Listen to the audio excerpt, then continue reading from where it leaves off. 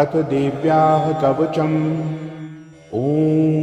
अस्य श्रीचण्डीकवचस्य ब्रह्मा ऋषिः अनुष्टुप् छन्दः चामुण्डा देवता अङ्गन्यासोक्तमातरो बीजं दिग्बन्धदेवतास्तत्त्वं श्रीजगदम्बा प्रीत्यर्थे सप्तशती पाठाङ्गत्वेन जपे विनियोगः। ॐ नमश्चण्डिकायै। मार्कण्डेय उवाच। यद्गुह्यं परमं लोके सर्वरक्षाकरं नृणां यन्न कस्यचिदाख्यातं तन्मे ब्रूहि पितामह। ब्रह्मोवाच। अस्ति गुह्यतमं विप्र सर्वभूतोपकारकं देव्यास्तु कवचं पुण्यं तच्छृणुष्व महामुने। प्रथमं शैलपुत्री च द्वितीयं ब्रह्मचारिणी तृतीयं चन्द्रघण्टेति कूष्माण्डेति चतुर्थकं पञ्चमं स्कन्दमातेति षष्ठं कात्यायनीति च सप्तमं कालरात्रीति महागौरीति चाष्टमं नवमं सिद्धिदात्री च नवदुर्गाः प्रकीर्तिताः। उक्तान्येतानि नामानि ब्रह्मणैव महात्मना अग्निना दह्यमानस्तु शत्रुमध्ये गतो रणे विषमे दुर्गमे चैव भर्याताः शरणं गताः न तेषां जायते किञ्चित् शुभं रणसङ्कटे नापदं तस्य पश्यामि शोकदुःखभयं नहि। यैस्तु भक्त्या स्मृता नूनं तेषां वृद्धिः प्रजायते ये त्वां स्मरन्ति देवेशि रक्षसे तान्न संशयः। प्रेतसंस्था तु चामुण्डा वाराही महिषासना ऐन्द्री गजसमारूढा वैष्णवी गरुडासना माहेश्वरी वृषारूढा कौमारी शिखिवाहना लक्ष्मीः पद्मासना देवी पद्महस्ता हरिप्रिया श्वेतरूपधरा देवी ईश्वरी वृषवाहना ब्राह्मी हंससमारूढा सर्वाभरणभूषिता इत्येता मातरः सर्वाः सर्वयोगसमन्विताः नानाभरणशोभाढ्या नानारत्नोपशोभिता दृश्यन्ते रथमारूढा देव्यः क्रोधसमाकुलाः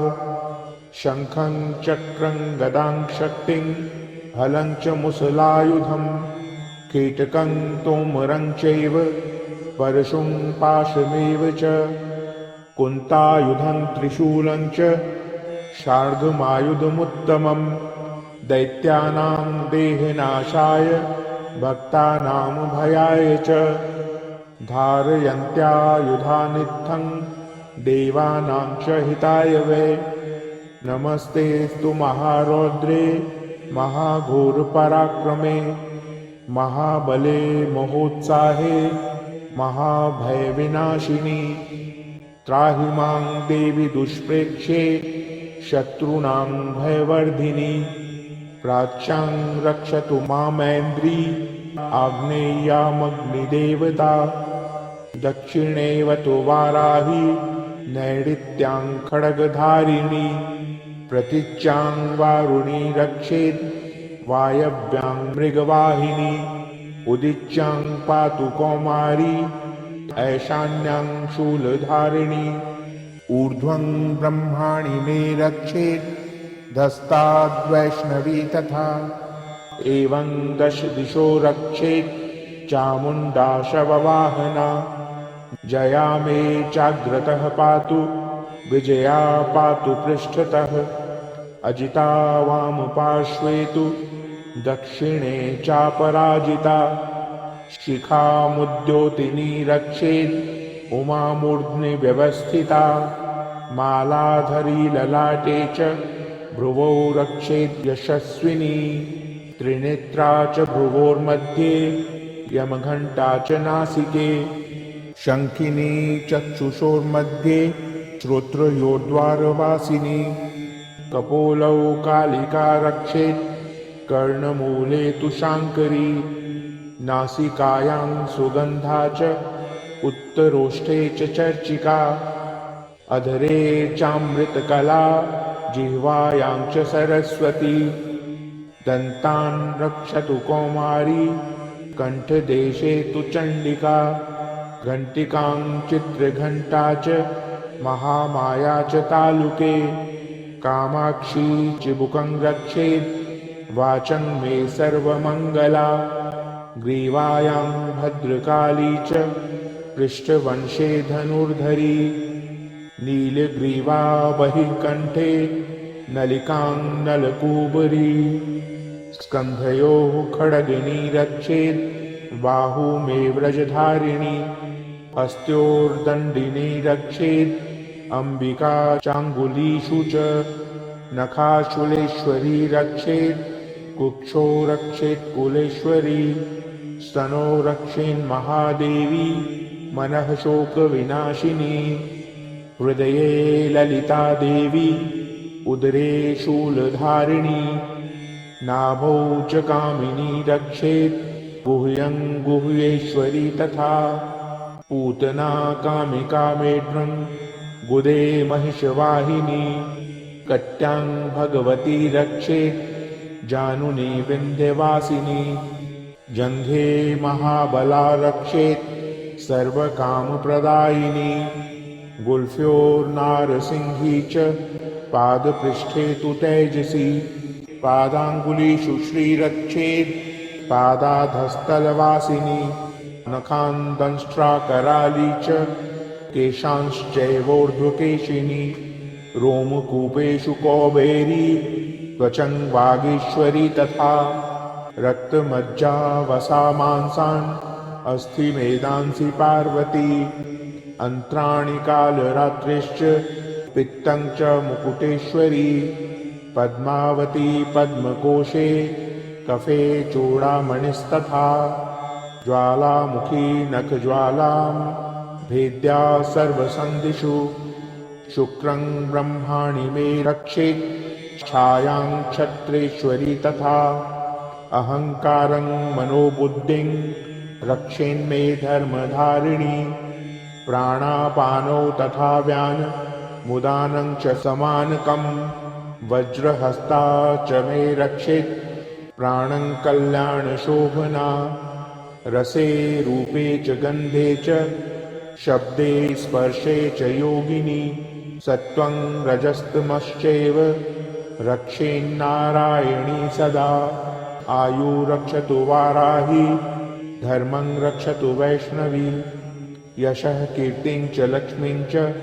धनं विद्यां च चक्रिणी पुत्रमिन्द्राणि मे रक्षेत् पशून् मे रक्ष चण्डिके पुत्रान् रक्षेन्महालक्ष्मीर्भार्यां रक्षतु भैरवी पन्थानं सुपथा रक्षेन् मार्गं क्षेमकरी तथा राजद्वारे महालक्ष्मीर्विजया सर्वतः स्थिता रक्षाहीनं तु यत्सानं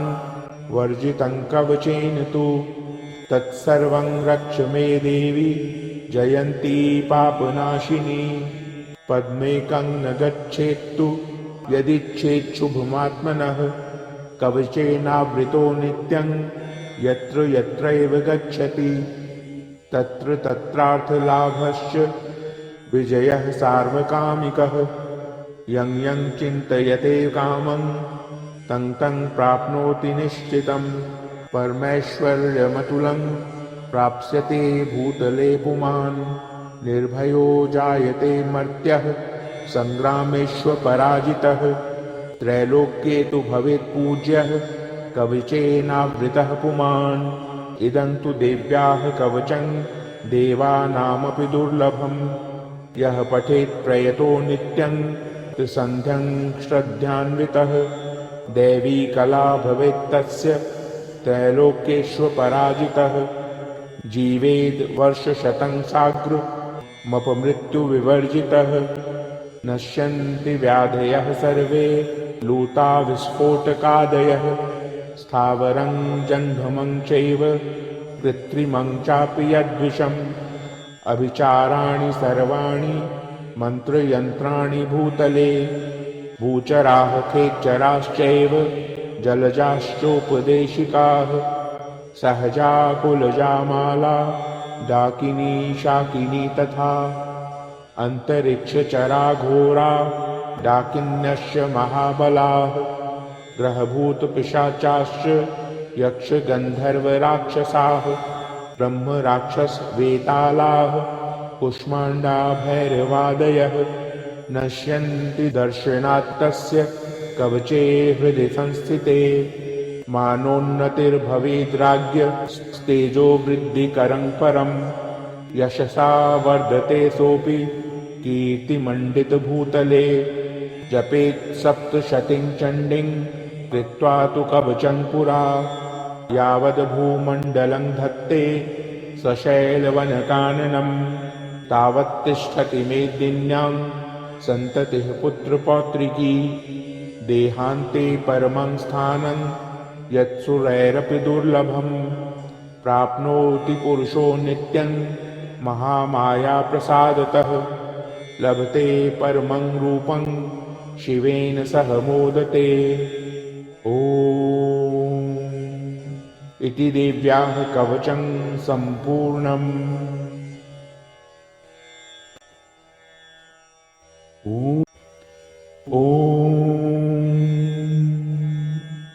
अथ अर्गला स्तोत्रम्। ॐ अस्य श्री अर्गला स्तोत्र मंत्रस्य विष्णुर्ऋषिः अनुष्टुप छन्दः श्री महालक्ष्मीर्देवता श्री जगदम्बा प्रीतये सप्तशती पाठाङ्गत्वेन जपे विनियोगः। ॐ नमश्चण्डिकायै। मार्कण्डेय उवाच ॐ जयन्ती मङ्गला काली भद्रकाली कपालिनी दुर्गा क्षमा शिवा धात्री स्वाहा स्वधा नमोऽस्तुते। जय त्वं देवी चामुण्डे जय भूतार्तिहारिणी जय सर्वगते देवी कालरात्रि नमोऽस्तुते। मधुकैटभ विद्रावि विधात्री वरदे नमः। रूपं देहि जयं देहि यशो देहि दुषो जहि महिषासुरनिर्नाशी भक्तानां सुखदे नमः। रूपं देहि जयं देहि यशो देहि दुषो जहि रक्तबीजवधे देवी चण्डमुण्डविनाशिनी। रूपं देहि जयं देहि यशो देहि दुषो जहि शुम्भस्यैव निशुम्भस्य धूम्राक्षस्य च मर्दिनी। रूपं देहि जयं देहि यशो देहि दुषो जहि वन्दिताङ्घ्रियुगे देवी सर्वसौभाग्यदायिनी। रूपं देहि जयं देहि यशो देहि दुषो जहि अचिन्त्यरूपचरिते सर्वशत्रुविनाशिनी। रूपं देहि जयं देहि यशो देहि दुषो जहि न तेभ्यः सर्वदा भक्त्या चण्डिके दुरितापहे। रूपं देहि जयं देहि यशो देहि दुषो जहि तुवद्भ्यो भक्तिपूर्वं त्वां चण्डिके व्याधिनाशिनी। रूपं देहि जयं देहि यशो देहि दुषो जहि चण्डिके सततं ये त्वामर्चयन्तीह भक्तितः। रूपं देहि जयं देहि यशो देहि दुषो जहि देहि सौभाग्यमारोग्यं देहि मे परमं सुखं। रूपं देहि जयं देहि यशो देहि दुषो जहि विधेहि दुषितां नाशं विधेहि बलमुच्चकैः। रूपं देहि जयं देहि यशो देहि दुषो जहि विधेहि देवि कल्याणं विधेहि परमां श्रियं रूपं देहि जयं देहि यशो देहि दुषो जहि सुरासुरशिरोरत्न निगृष्टचरणेऽम्बिके रूपं देहि जयं देहि यशो देहि दुषो जहि विद्यावन्तं यशस्वन्तं लक्ष्मीवन्तं जनं कुरु रूपं देहि जयं देहि यशो देहि दुषो जहि प्रचण्डदैत्यदर्पघ्ने चण्डिके प्रणताय मे रूपं देहि जयं देहि यशो देहि दुषो जहि चतुर्भुजे चतुर्वक्त्र संस्तुते परमेश्वरी रूपं देहि जयं देहि यशो देहि दुषो जहि कृष्णेन संस्तुते देवी शश्वद्भक्त्या सदाम्बिके रूपं देहि जयं देहि यशो देहि दुषो जहि हिमाचलसुतानाथ संस्तुते परमेश्वरी रूपं देहि जयं देहि यशो देहि दुषो जहि इन्द्राणीपति सद्भाव पूजिते परमेश्वरी रूपं देहि जयं देहि यशो देहि दुषो जहि देवी प्रचण्डोर्दण्ड दैत्यदर्प विनाशिनी रूपं देहि जयं देहि यशो देहि दुषो जहि देवी भक्तजनोद्दाम दत्तानन्दोदयेऽम्बिके रूपं देहि जयं देहि यशो देहि दुषो जहि पत्नीं मनोरमां देहि मनोवृत्तानुसारिणीं तारिणीं दुर्गसंसार सागरस्य कुलोद्भवाम् इदं स्तोत्रं पठित्वा तु महास्तोत्रं पठेन्नरः स तु सप्तशतीसङ्ख्या वरमाप्नोति सम्पदाम् ॐ इति देव्या अर्गला स्तोत्रं सम्पूर्णम्। ॐ अथ कीलकम्। ॐ अस्य श्रीकीलकमन्त्रस्य शिवऋषिः अनुष्टुप् छन्दः श्रीमहासरस्वती देवता श्रीजगदम्बा प्रीत्यर्थं सप्तशती पाठाङ्गत्वेन जपे विनियोगः। ॐ नमश्चण्डिकायै। मार्कण्डेय उवाच ॐ विशुद्धज्ञानदेहाय त्रिवेदी दिव्यचक्षुषे श्रेयः प्राप्तिनिमित्ताय नमः सोमार्धधारिणे सर्वमेतद्विजानीयान् मन्त्राणामभिकीलकम् सोऽपि क्षेमं वाप्नोति सततं जाप्यतत्परः सिद्ध्यन्नुच्चाटनादीनि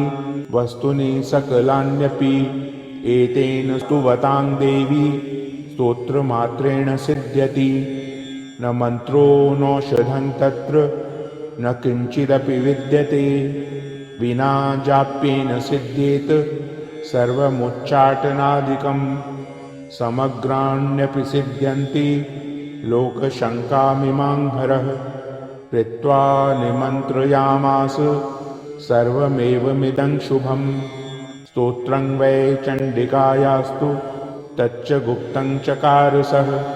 समाप्तेर्न च पुण्यश्च तां यथावन्नियन्त्रणां सोऽपि क्षेमं वाप्नोति सर्वमेवं न संशयः कृष्णायां वा चतुर्दश्याम् अष्टम्यां वा समाहितः ददाति प्रतिगृह्णाति नान्यथैषा प्रसीदति इत्थं रूपेण कीलेन महादेवेन कीलितं यो निष्कीलां विधायैनां नित्यं जपति संस्फुटं स सिद्धः स गणः सोऽपि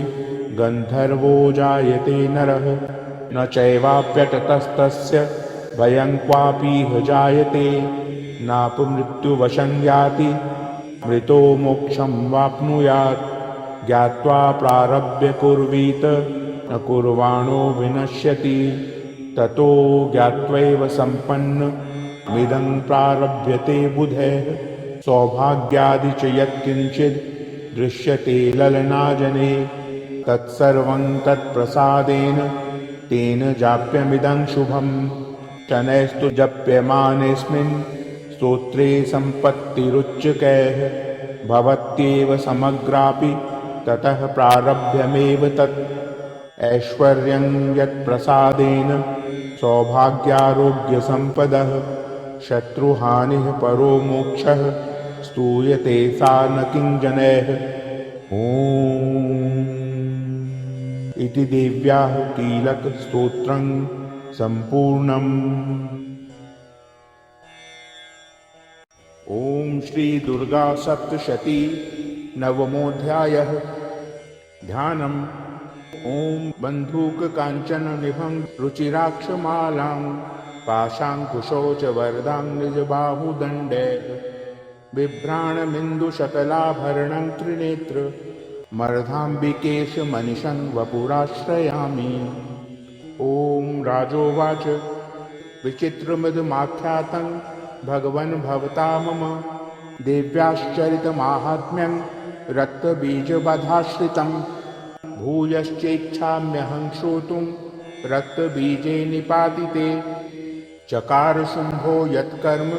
निशुम्भश्चातिकोपनः। ऋषिरुवाच चकारकोपमतुलं रक्तबीजे निपातिते शुम्भासुरो निशुम्भश्च हतेष्वन्येषु चाहवे हन्यमानं महासैन्यं विलोक्यामर्षमुद्वहन् अभ्यधावन्निशुम्भोऽथ मुख्ययासुरसेनया तस्याग्रतस्तथा पृष्ठे पार्श्वयोश्च महासुराः सन्दष्टौष्ठपुटाः क्रुद्धा हन्तुं देवीमुपाययुः आजगाम महावीर्यः शुम्भोऽपि स्वबलैर्वृतः निहन्तुं चण्डिकाङ्कोपात् कृत्वा युद्धं तु मातृभिः ततो युद्धमतीवासीत् देव्या शुम्भनिशुम्भयोः शरवर्षमतीवोग्रं मेघयोरिव वर्षतोः चिच्छेदास्ताङ्क्षरास्ताङ्भ्यां चण्डिका स्वशरोत्करैः ताडयामास चाङ्गेषु शस्त्रौघैरसुरेश्वरो निशुम्भो निशितं खड्गं चर्मचादाय सुप्रभम् अताडयन् मूर्ध्नि सिंहं देव्या वाहनमुत्तमं ताडिते वाहने देवी क्षुरप्रेणासिमुत्तमं निशुम्भस्याशु चिच्छेद चर्मचाप्यष्टचन्द्रकं छिन्ने चर्मणि खड्गे च शक्तिं चिक्षेपसोऽसुरः तामप्यस्य द्विधा चक्रे चक्रेणाभिमुखागतां कोपाद्मातो निशुम्भोऽथ शूलं जग्राह दानवः आयातं मुष्टिपातेन देवी तच्चाप्यचूर्णयत् आविध्यात् गदां सोऽपि चिक्षेप चण्डिकां प्रति सापि देव्या त्रिशूलेन भिन्ना भस्मत्वमागता ततः परशुहस्तं तम् आयान्तं दैत्यपुङ्गवम् आहत्य देवी बाणो धैर्यपातयत् भूतले तस्मिन्निपतिते भूमौ निशुम्भे भीमविक्रमे भ्रातर्यतीव संक्रुद्धः प्रययो हन्तुमम्बिकां स रथस्थस्थात्युच्चैर्गृहीत परमायुधैः भुजैरष्टाभिर्तुलैर्व्याप्याशेषं बभो नभः तमायान्तं समालोक्य देवी शङ्खं वादयत् जाशब्दं चापि धनुषश्चकारातीव दुःसहम् पूरयामास ककुभो निजघण्टास्वनेन च समस्तदैत्यसैन्यानां तेजोवदविधायिना ततः सिंहो महानादैस्त्याजितेभ महामदैः पूरयामास गगनङ्गां तथैव दिशो दश ततः काली समुत्पत्य गगनं क्ष्मामताडयत् कराभ्यां तन्निनादेन प्राक्स्वनास्ते तिरोहिताः अट्टाट्टहाससंशिवं शिवदूते चकारः तैः शब्दैरसुरास्त्रेषु शुम्भः कोपं परं ययो दुरात्मंस्तिष्ठतिष्ठेति व्याजहाराम्बिका यदा तदा जयेत्यभिहितं देवैराकाशसंस्थितैः शुम्भेनागत्य या शक्तिर्मुक्ता ज्वालातिभीषणा आयान्ति वह्निकूटाभा सा निरस्ता महोल्कया सिंहनादेन शुम्भस्य व्याप्तं लोकत्रयान्तरम् निर्घातनिः स्वनो घोरो जितवान् वनीपते शुम्भमुक्ताङ्क्षरान् देवी शुम्भस्तत्प्रहिताङ्क्षरान् चिच्छेद स्वशरैरुग्रैः शतशोथसहस्रशः ततः सा चण्डिका क्रुद्धा शूलेनाभिजघान तं स तदा बृहतो भूमौ मूर्छितो निपपातः ततो निशुम्भः सम्प्राप्य चेतनामात्तकार्मुकः आजघान शरैर्देवीं कालिं केसरिणं तथा पुनश्च कृत्वा बाहु नामयुतं दनुजेश्वरः चक्रायुधेन दितिजश्छादयामास चण्डिकां ततो भगवती क्रुद्धा दुर्गा दुर्गातिनाशिनी चिच्छेदतानि चक्राणि स्वशरैः सायकांश्यतान् ततो निशुम्भो वेगेन गदामादाय चण्डिकाम् अभ्यधावत वैहन्तुं दैत्यसेनासमावृतः तस्या पतत एवाशु गदां चिच्छेद चण्डिका खड्गेन शितधारेण स च शूलं समाददे शूलहस्तं समायान्तं निशुम्भममरार्दनं हृदि विव्याध शूलेन वेगाविद्धेन चण्डिका भिन्नस्य तस्य शूलेन हृदयान्निः श्रितोपरः महाबलो महावीर्यस्तिष्ठेति पुरुषो वदन् तस्य निष्क्रामतो देवी प्रहस्य स्वनवत्ततः शिरश्चिच्छेद खड्गेन ततो सावपतद्भुवि ततः सिंहश्च खादोग्रं दंष्ट्राक्षुण्णशिरोधरान् असुरांस्तांस्तथा काली शिवदूती तथा परान् कौमारी शक्तिनिर्भिन्नाः केचिन्नेषुर्महासुराः ब्रह्माणि मन्त्रपूतेन तोये नान्ये निराकृताः माहेश्वरी त्रिशूलेन भिन्नाः पेतुस्तथा परे वाराहितुण्डघातेन केचिच्चूर्णीकृता भुवि खण्डं खण्डं च चक्रेण वैष्णव्यादानवाः कृताः वज्रेण चैन्द्रीहस्ताग्र विमुक्तेन तथा परे केचिद्विनेषुरसुराः केचिन्नष्टा महाहवात् भक्षिताश्चापरे काली शिवदूती मृगाधिपैः ॐ इति श्रीमार्कण्डेय पुराणे सावर्णिके मन्वन्तरे देवी माहात्म्ये निशुम्भवधो नाम नवमोऽध्यायः।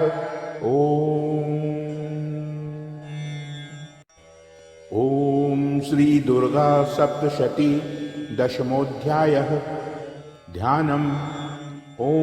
उत्तप्त हेम रुचिरां रविचन्द्रवहनी नेत्रां धनुषशरयुतांग कुशपाशशूलं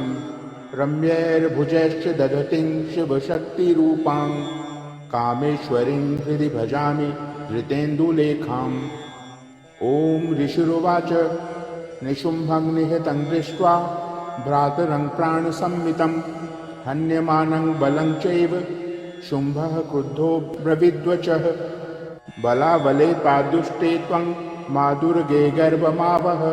अन्यासां बलमाश्रित्य युध्यसे याति मानिनी। देवी उवाच एकैवाहं जगत्यत्र द्वितीया का ममापरा पश्यैता दुष्टमय्येव विशन्त्यो मद्विभूतयः।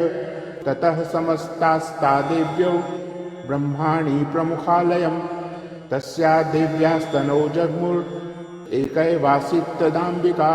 देवी उवाच अहं विभूत्या बहुभिः रिहरूपैर्यदा स्थिता तत्संहृतं मयैकैव तिष्ठाम्याजो स्थिरो भव। ऋषिरुवाच ततः प्रववृते युद्धं देव्याः शुम्भस्य चोभयोः पश्यतां सर्वदेवानां सुराणां च दारुणं शरवर्षैः शितैः शस्त्रैस्तथास्त्रैश्चैव दारुणैः तयोर्युद्धं भूद्भूयः सर्वलोकभयङ्करं दिव्यान्यस्त्राणि शतशो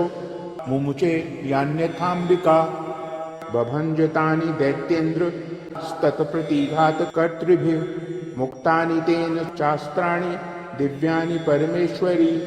बभञ्जलीलयैवोग्रः हुङ्कारोच्चारणादिभिः। ततः शर्षतैर्देवी माच्छादयत सोऽसुरः सापि तत्कुपिता देवी धनुश्चिच्छेद चेषुभिः छिन्ने धनुषि दैत्येन्द्र तथा शक्तिमथाददे चिच्छेद देवी चक्रेण तामप्यस्य करे स्थितां ततः खड्गमुपादाय शतचन्द्रं च भानुमत् अभ्यद्धावत्तदा देवीं दैत्यानामधिपेश्वरः तस्या पतत एवाशु खड्गं चिच्छेद चण्डिका धनुर्मुक्तैः शितैर्बाणैश्चर्मचार्ककरामलम् अताश्वः स तदा दैत्यश्छिन्नधन्वा विसारथिः जग्राहमुद्गरङ्घोरमम्बिकानिधनोद्यतः चिच्छेदापततस्तस्य मुद्गरं निशितैः शरैः तथापि सोऽभ्यधावत्तां मुष्टिमुद्यम्य वेगवान् स मुष्टिं पातयामास हृदये दैत्यपुङ्गवः देव्यास्तं चापि सा देवी तलेनोरस्य ताडयत् तलप्रहाराभिहतो निपपातमहीतले स दैत्यराजः सहसा पुनरेव तथोत्थितः उत्पत्य च प्रगृह्योच्चैर्देवीं गगनमास्थितः तत्रापि सा निराधारा युयुधे तेन चण्डिका नियुद्धन्ते तदा दैत्यश्चण्डिका च परस्परं चक्रतुः प्रथमं सिद्ध मुनिविस्मयकारकं ततो नियुद्धं सुचिरं कृत्वा तेनाम्बिका सह उत्पात्य धामयामास चिक्षेपधरणीतले स क्षिप्तो धरणी प्राप्य मुष्टिमुद्यम्य वेगितः अभ्यधावत् दुष्टात्मा चण्डिकानिधिनेच्छया तमायान्तं ततो देवी सर्वदैत्यजनेश्वरं जगत्यां पातयामास भित्त्वा शूलेन वक्षसि स गतासुः पपातोर्व्यां देवी शूलाग्रवीक्षतः चालयन् सकलां पृथिवीं साब्धिद्वीपां सपर्वतां ततः प्रसन्नमखिलं हते तस्मिन् दुरात्मनि जगत्स्वास्थ्यमतीवाप निर्मलं चाभवन्नभः उत्पातमेघाः शोल्का ये प्रागा संस्ते शमं सरितो मार्गवाहिन्यस्तथा सन्तत्र पातिते ततो देवगणाः सर्वे हर्षनिर्भरमानसाः बभूवुर्निहते तस्मिन् गन्धर्वाललितं जगुः अवादयंस्तथैवान्ये नृत्युश्चापसरो गणाः बभुः पुण्यास्तथा वाताः सुप्रभो बुद्धिवाकरः जज्ज्वलुश्चाग्नयः शान्ताः शान्ता दिग्जनितस्वनाः ॐ इति श्रीमार्कण्डेयपुराणे सावर्णिके मन्वन्तरे देवी माहात्म्ये शुम्भवधो नाम 10मोऽध्यायः। ॐ